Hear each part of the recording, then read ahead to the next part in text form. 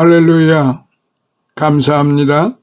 지난 시간에 이어서 요한계시록 4장 1절로부터 11절까지 이제 각 절을 살펴보는 1절로부터 11절까지에 있는 말씀을 그 절대로 이제 설명을 해드리도록 그렇게 하겠습니다.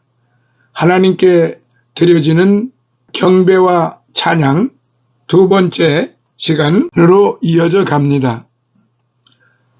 4장 1절로부터 11절 4장은 성부 하나님의 존귀하심과 초월성을 강조했습니다. 그 내용상 하나님의 보좌와 1절로부터 7절, 내 생물들의 찬양 8절로부터 9절, 그리고 24장로의 경배 10절로부터 11절로 이렇게 구분이 됩니다.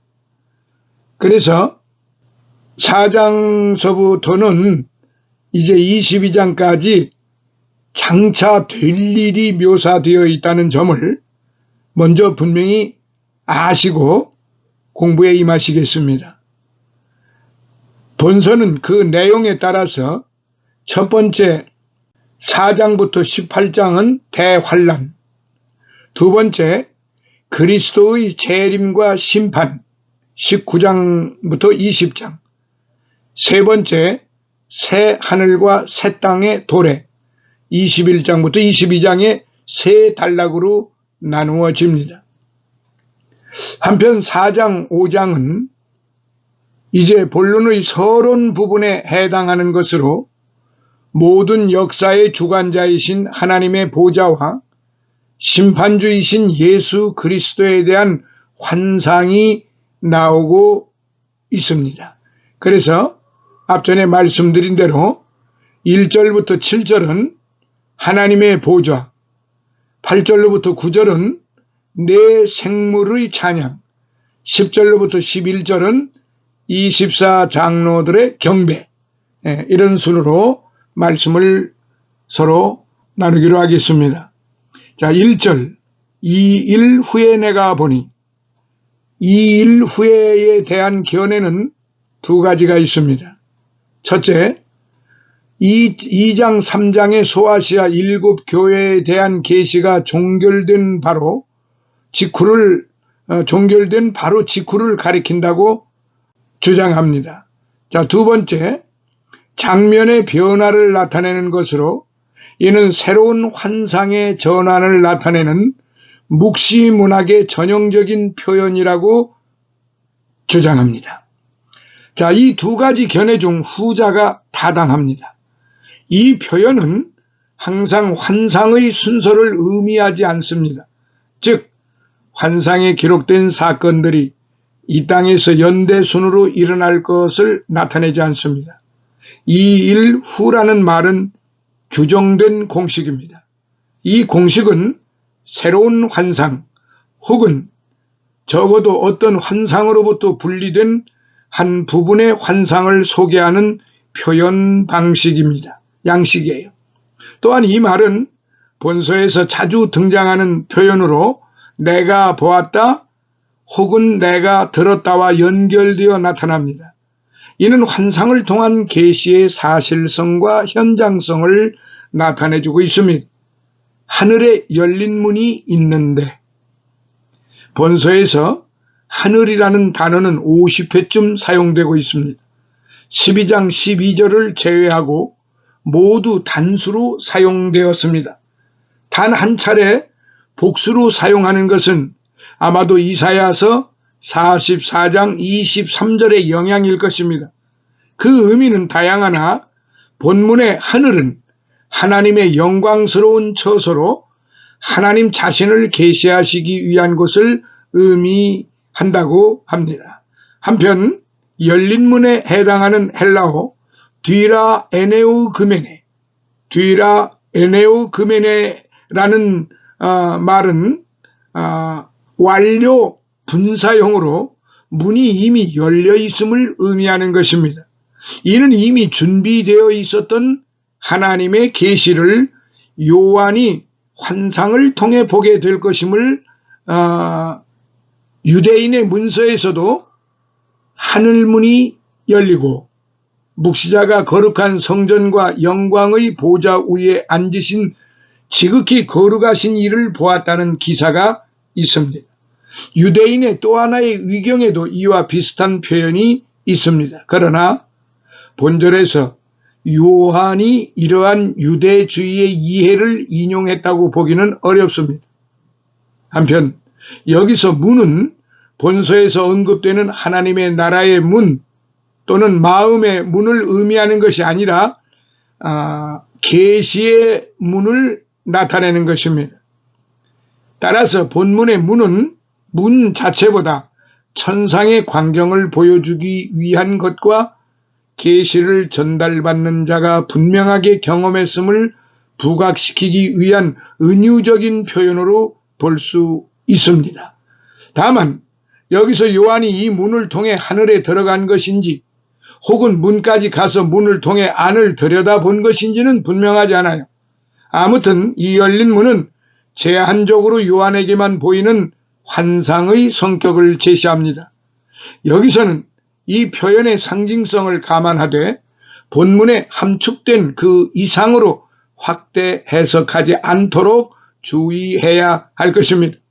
내가 들은 바 처음에 내게 말하던 나팔 소리 같은 그 음성이 가로되, 본문은 1장 10절에서 들었던 음성을 요한이 다시 들었음을 나타내고 있습니다. 왜냐하면 그 음성에 해당하는 헬라어 헤포네의 정관사 해가 있어 이전에 언급된 것임을 시사하기 때문입니다. 한편 여기서 말씀하신 자가 누구인가에 대한 견해는 두 가지입니다. 첫째, 혹자는 그리스도라고 주장합니다. 둘째, 천사라고 주장합니다. 두 가지 견해 중 전자가 타당합니다. 이리로 올라오라, 이후에 마땅히 될 일을 내가 네게 보이리라 하시더라. 1장 11절에서 주님의 음성은 요한에게 본 것을 기록하라고 명령했고, 지금은 요한에게 하늘에 열린 문으로 올라오라고 명령하고 있습니다. 이리로 올라오라는 하나님께서 모세에게 시내산으로 올라오라고 하신 명령과 흡사한 것입니다. 출애굽기 19장 24절. 세대주의자들의 주장처럼 휴거의 상징이 아니라 환상 중에 더욱 분명한 계시를 전달받기 위해 계시 전달자가 초대되었음을 시사합니다. 고린도후서 12장 2절. 한편 마땅히 될 일은 요한에게 계속 보여줄 환상이 미래에 일어날 것들이지만 그 계시의 내용이 우연적인 것이 아니라 확실한 약속임을 시사합니다. 하나님의 뜻은 절대적인 것으로 천지가 없어질지라도 반드시 성취될 것입니다. 마태복음 5장 18절. 하나님만이 최고의 통치자이시기 때문입니다. 따라서 본절에 될 일이란 마땅히 절대적으로 성취될 하나님의 계획을 의미합니다. 성령 안에 있다는 것은 요한이 합당한 상태에서 본문을 기록하고 있음을 말해주고 있습니다. 이는 요한이 3장까지는 계시의 음성을 들었으나 이제는 직접 계시에 참여함으로 영감을 통해 하나님의 계시를 보았음을 시사합니다. 요한복음 14장 26절, 고린도후서 12장 2절로부터 4절. 그리고 보라, 하늘에 보좌를 베풀었고 그 보좌 위에 앉으신 이가 있는데, 하나님께서 하늘을 보좌로 삼으신 것을 묘사하기도 하며 이사야서 66장 1절, 마태복음 5장 34절, 23장 22절 하나님의 보좌가 천상 위에 있는 것으로 묘사되기도 하나 열왕기상 8장 27절 본문에서는 보좌가 영광과 심판을 동반한 하나님의 위엄과 권세를 나타내는 의미로 사용되었다는 점입니다. 한편 보좌 위에 앉으신 이는 하나님을 지칭합니다. 왜냐하면 5절에서 성령에 대한 언급이 나타나고 다음 장에서 어린 양이신 예수 그리스도에 대해 나타나 1장과 유사하게 삼위 하나님에 대한 진술의 구조를 이루기 때문입니다. 1장 4절부터 6절. 하나님께서는 보좌에 앉으심으로 자신의 무한한 권능과 권세 그리고 통치하심이 완전하며 확고한 것임을 나타내십니다. 자, 3절을 보겠습니다. 앉으신 이의 모양이 벽옥과 홍보석 같고, 이것은 하나님에 대한 직접적인 묘사가 아닙니다. 하나님은 묘사될 수 없습니다. 출애굽기 20장 4절. 따라서 모양의 헬라어 호라세이는 문자적으로 보이는 것이란 의미로 한글 개역 성경의 모양보다는 보이는 것이 더 나은 번역입니다. 왜냐하면 모양의 경우 하나님을 마치 물질적인 측면으로 오해할 소지가 있기 때문입니다. 요한은 본절에서 자기가 환상으로 본 하늘의 보좌의 정경을 묘사하는데 에스겔서 1장 26절 28절을 사용하고 있습니다. 우리가 이렇게 지금 공부를 하면서 잘 알아둬야 할 것 중에 하나는 성경에서 볼 때 항상 묘사를 할 때 자기 개인적인 의중을 묘사하는 게 아니라 성경에 기록되어 있는 말씀으로 묘사하고 있다는 사실입니다. 하지만 요한은 에스겔 선지자와는 또 다르게 더욱 경이로움을 갖게 해주는 찬란함에 대해 묘사합니다. 하지만 요한의 묘사를 문자적으로만 해석해서는 안 되지요. 오히려 요한이 묘사한 세밀한 말들은 보좌 위에 앉으신 이의 특성을 보여주고 있습니다. 요한은 보좌 위에 앉으신 이의 특성을 세 가지 종류의 상징 언어, 곧 값진 보석들, 무지개, 하늘의 실존들, 24장로와 내생물로 나타내고 있습니다. 한편 본절에 언급되는 3개의 보석 중 벽옥과 홍보석은 현재 어떤 종류의 보석인지 정확하게 알 수 없습니다. 단지 홍보석은 4대에서 주로 생산되며 진홍빛을 내는 것으로 알려져 있습니다. 이러한 보석은 분명히 하나님의 속성을 나타내는 것일진데 그 의미에 대해서는 학자들에 따라 세 가지로 나뉩니다. 첫째, 벽옥과 홍보석이 대제사장의 흉배에 붙이는 보석과 관련되어 있는 것으로 보아 출애굽기 28장 17절로부터 20절 이스라엘과의 관계성을 나타내고 해석합니다. 둘째, 벽옥이 하나님의 위엄, 거룩, 순결을 상징하며 홍보석이 심판과 진노를 상징한다고 봅니다. 그리고 셋째, 벽옥이 하나님의 청결을, 홍보석이 하나님의 진노를 상징한다고 해석합니다. 이 견해 중 마지막 두 견해가 타당성을 지니고 있습니다. 그러나 이러한 환상 가운데 하나님의 영광의 형상을 극대화하는 것 이상의 의미를 찾는 것은 바람직하지 않다고 봅니다. 또 무지개가 있어 보좌에 둘렸는데 그 모양이 녹보석 같더라. 무지개에 대한 견해는 네 가지입니다. 첫째, 녹보석에서 빛나는 일종의 무지개와 같은 후광으로 봅니다. 둘째, 하나님의 주권적인 통치나 영광스러운 권능이나 의로움으로 해석합니다. 셋째, 하나님을 둘러싸고 있는 빛나는 광채로 봅니다. 넷째, 하나님 자신의 언약에 대한 성취를 약속하시는 것으로 봅니다. 이 가운데 마지막 두 견해가 나름대로 타당성을 지니고 있습니다. 한편 대부분의 유대인들은 이 무지개를 노아의 언약과 관련된 것으로 이해하였습니다. 이러한 유대주의적 해석은 신학적 의의를 갖습니다. 즉 하나님의 보좌를 둘러싼 무지개는 하나님이 노아와 맺으신 언약을 기억하신다는 것과 하나님의 자비하심이 하나님의 어미하심만큼이나 크다는 것을 보증하고 있습니다. 한편 녹보석에 대해서는 대부분의 학자들이 하나님의 은혜와 자비를 상징하는 것으로 해석하고 있습니다. 자, 4절. 또 보좌에 둘려 24 보좌들이 있고 그 보좌들 위에 24 장로들이 요한은 보좌에 둘러있는 24 장로들을 보았어요. 비평학자들은 본절이 5절에서 다시 계속되는 보좌의 묘사를 중단시키고 있다고 생각했습니다.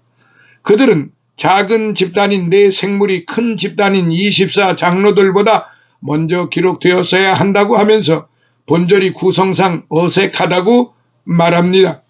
또한 어떤 비평학자들은 네 생물이 24 장로들보다 보좌에 가까이 서 있고 9절 10절에서는 24 장로들이 네 생물이 표시하기 전에 엎드려 경배하지 않았기 때문에 본절을 본서의 마지막 기록 후에 추가한 것이라고 주장하였습니다.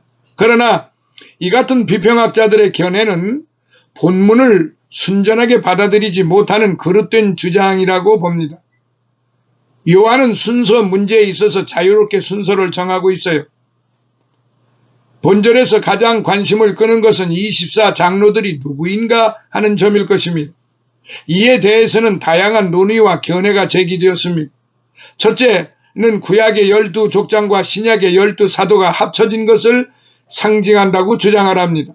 둘째, 종말 때에 일어날 교회 휴거를 가리킨다고 주장합니다. 셋째, 유대인들과 이방인들을 대표하는 모든 교회를 상징한다고 해석합니다. 넷째, 구약의 24 제사장 반열을 나타낸다고 보았습니다. 다섯째, 천상의 천사들을 가리키거나 혹은 천사장들을 의미한다고 주장합니다. 여섯째, 이스라엘의 장로들이나 유대인 교회를 의미한다고 봅니다. 일곱째, 바벨론 신전의 24 성자에 해당하는 유대 인물을 의미한다고 주장을 합니다. 이러한 다양한 견해 중 어느 하나가 정확하다고 주장할 수는 없습니다. 단지 여러 사실을 종합해 볼 때 하나님과 어린 양을 섬기며 찬양하는 일에 종사하는 영적 존재로 보는 것이 타당하다 이 말씀입니다. 그런 점에서 24 장로는 우주의 하나님을 수종하는 하나의 천사들의 단체로 볼 수 있습니다. 즉 24 장로는 천사들 중에서 유력한 위치에 있는 천사들을 가리킵니다. 흰옷을 입고 머리에 금묘관을 쓰고 앉았더라. 많은 주석가들이 이처럼 24 장로를 천사로 결정하게 된 데에는 그에 필요한 몇 가지 기본적인 요소가 발견되기 때문입니다. 흰옷과 금면류관이 바로 그것입니다. 여기서 흰옷은 성도나 천사가 입고 있는 것으로 의와 청결을 상징합니다. 또한 금면류관에 해당하는 헬라어 스테파누스 크리스스는 단순한 왕관이 아니라 승리의 화관으로 그리스도의 구속 사역을 통해 성도가 된 자들의 존귀와 승리를 상징합니다. 24 장로들이 흰옷을 입고 금면류관을 쓴 사실은 그들이 그리스도의 공로로 말미암아 말할 수 없는 영광에 참여하게 되었음을 시사합니다. 자, 우리는 여기에서 한 가지 하늘 보좌와 보좌 주변에 대한 묘사들에 대해서 다시 한번 짚고 넘어가야만 되겠습니다. 2절로부터 12절까지 이제 기록된 말씀, 하늘 보좌와 보좌 주변에 대한 묘사들에 대해서 좀 더 구체적인 보충 설명이 필요할 것 같습니다. 하늘에 대한 첫 묘사로서는 하나님께서 앉으신 보좌가 언급이 되는데, 보좌, 드로노스라는 단어입니다. 드로노스. 본서 전체에서 37회 정도 사용되고 있습니다. 그중 하나님의 보좌는 2장, 9장, 10장, 15장, 17장, 18장을 제외하고는 매장에 언급되어 있습니다. 본장에서는 보좌라는 단어가 13번 사용되었는데 그중 11번은 하나님의 보좌를 가리키고 나머지 2번은 24 장로들의 보좌를 가리킵니다. 보좌를 이해함에 있어서 주의할 것은 요한이 보좌를 환상으로 보았다는 것 자체는 분명하지만 그렇다고 요한이 본 것과 같은 보좌가 하늘에 실제로 똑같이 존재한다고 생각해서는 안 된다는 것입니다.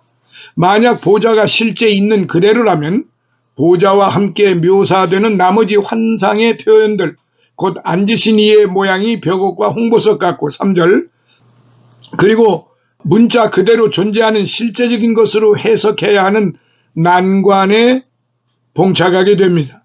본문의 보좌에 앉으신 이에 대한 묘사는 에스겔서 1장 26절에 그 머리 위에 있는 궁창 위에 보좌의 형상이 있는데 그 모양이 남보석 같고 그 보좌의 형상 위에 한 형상이 있어 사람의 모양 같다라는 말씀과 에스겔서 1장 28절에 그 사면 광채의 모양은 비오는 날 구름이 있는 무지개 같으니 이는 여호와의 영광의 형상의 모양이라 내가 보고 곧 엎드려 그 말씀하시는 자의 음성을 들으니라는 말씀. 그리고 에스겔서 10장 1절에 이에 내가 보니 그룹들 머리 위 궁창에 남보석 같은 것이 나타나는데 보좌 형상 같다라는 말씀을 조합한 것으로 이 세상에 대한 하나님의 통치와 심판의 의미를 묘사한 것입니다. 또한 이는 13장 2절 16장 10절에 표현된 짐승의 보좌와 대조되어 하나님의 통치와 사단의 통치 사이에 존재하는 긴장을 나타낸 것이라고 보는 것입니다. 하나님은 영이시기 때문에 육체를 가진 사람이나 동물로 묘사되지 않습니다. 그 대신 하나님의 존재와 주권적인 다스리심을 가장 영광스럽게 아름답게 표현하기 위해 맑고 영롱한 귀한 보석을 사용하여 거룩하심을 상징적으로 표현합니다. 이처럼 상징적 표현을 할 수밖에 없는 이유는 영이신 하나님의 영광과 장엄함을 세상의 제한된 언어로는 표현할 길이 없기 때문입니다. 또한 이 세상의 가장 근사한 유비를 사용하더라도 지상의 그 어떤 상징들보다 뛰어난 하늘의 실체를 표현할 수는 없는 것입니다. 4절에 보좌에 둘려 24 보좌들이 있고라는 말은 하늘 보좌에 성부와 성자의 보좌가 함께 있음 같이 하나님의 백성들의 보좌도 하나님과 함께 있음을 증거합니다. 이는 3장 21절에 이기는 그에게는 내가 내 보좌에 함께 앉게 하여 주기를 내가 이기고 아버지 보좌에 함께 앉은 것과 같이 하리라는 내용에 대한 또 다른 표현입니다. 24 장로에 대한 환상은 많은 논쟁을 일으킨 내용입니다. 최근에는 천사들과 하나님의 백성들이라는 두 마리 토끼를 다 잡는 해석으로 24 장로들이 구약과 신약의 모든 하나님의 백성을 대표하는 천사 그룹을 묘사한 것이라는 주장을 하는 학자들의 견해가 인기를 끌고 있는 추세입니다. 5절의 보좌로부터 나오는 번개와 음성과 뇌성은 구약 성경 출애굽기 19장 16절 시편 18편 7절로부터 14절 에스겔서 1장 13절의 경우와 같이 하나님의 거룩한 현현과 관련된 표현입니다. 흥미로운 사실은 5절의 번개와 음성과 뇌성이 8장 5절 11장 19절 16장 18절에서 21절에서 점점 더 강한 표현으로 발전되어 나타난다는 것입니다. 5절의 번개와 음성과 뇌성이 8장 5절에서는 뇌성과 음성과 번개와 지진으로 11장 19절에서는 번개와 음성들과 뇌성과 지진과 큰 우박으로 16장 18절로부터 21절에서는 번개와 음성들과 뇌성과 큰 지진과 큰 우박으로 갈수록 강력한 표현으로 소개됨으로써 하나님의 위엄과 능력이 앉으신 보좌로부터 임한다는 사실을 더욱 분명하게 전달하고 있습니다. 이어서 소개되는 보좌 앞에 7영과 7등불은 1장 4절의 보좌 앞에 7영이라는 표현과 맥락을 같이 한 것으로 하나님의 영은 곧 하나님의 불을 의미합니다. 스가랴서 4장에서는 7등잔, 스가랴서 4장 2절, 7등잔을 온 세상에 두루 행하는 여호와의 7눈, 4장 10절, 스가랴서 4장 10절 7눈이라고 묘사하고 있습니다. 마태복음 3장 11절, 누가복음 3장 16절에서는 예수 그리스도를 성령과 불로 세례를 베푸시는 분이라고 묘사하고 있습니다. 그러므로 요한이 본 하늘 보좌 앞에 있는 7등불이 하나님의 7영이라고 하는 것은 성부 하나님과 성자 하나님의 영이신 성령 하나님을 말하는 것이며 이는 구원과 심판을 이루시는 하나님을 묘사한 것입니다. 한편 수정과 같은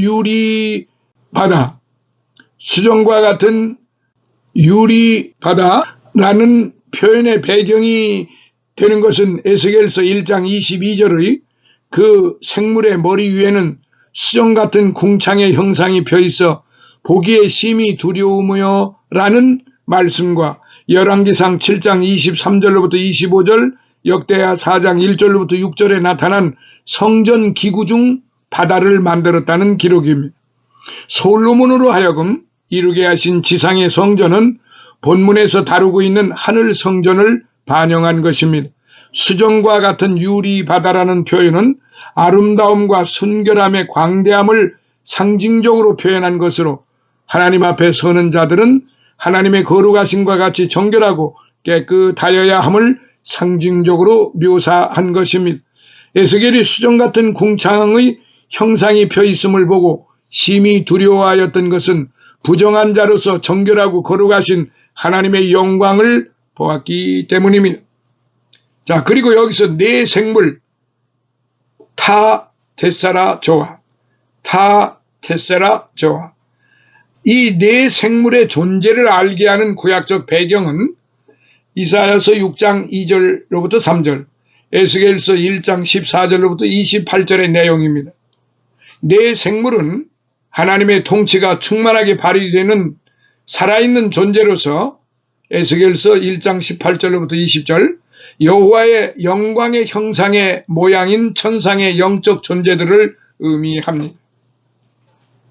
본문에 나타난 것처럼 하나님의 통치를 온전히 충만하게 받는 네 생물이 밤낮 쉬지 않고 거룩하다 주 하나님 곧 전능하신 이여 전에도 계셨고 이제도 계시고 장차 오실 자라고 하는 것은 모든 피조물로부터 영광과 존귀와 감사를 받기에 합당하신 삼위일체 하나님을 향한 송영을 소개한 것으로 하나님과 피조물 사이의 관계를 상징적으로 묘사한 것입니다.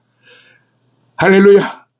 이제 1절로부터 4절까지에 있는 말씀을 살펴보았습니다. 다음 시간에 만나 뵙도록 하겠습니다. 감사합니다. 할렐루야.